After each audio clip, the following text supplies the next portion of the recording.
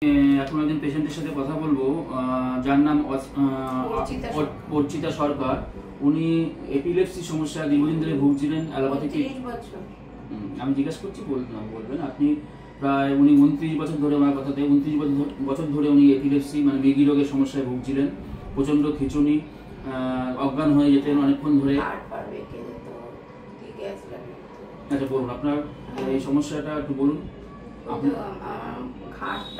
ঘাড়গুলো সব বেঁকে যেত, সারা শরীর খিচুনি হতো, আপনার মুখ দিয়ে গ্যাস বেরোতো, মাথায় প্রচন্ড যন্ত্রণা, মাথায় নামাতে পারতাম না, এত মাথায় যন্ত্রণা, সব কষ্ট।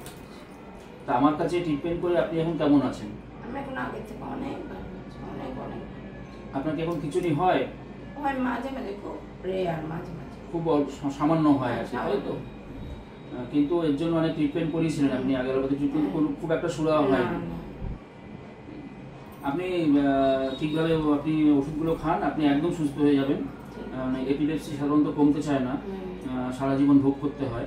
সেখানে আপনি হোমিওপ্যাথিক ট্রিটমেন্ট খাচ্ছেন, ওষুধ খাচ্ছেন, আপনি ওষুধগুলো ঠিকমতো খেয়ে যান, আপনি একদম সুস্থ হয়ে যাবেন। এটা আপনার অনেক পুরনো ছিল, প্রায় 29 বছর। প্রচুর সমস্যা, 29 বছর ধরে আপনি ভুগছেন।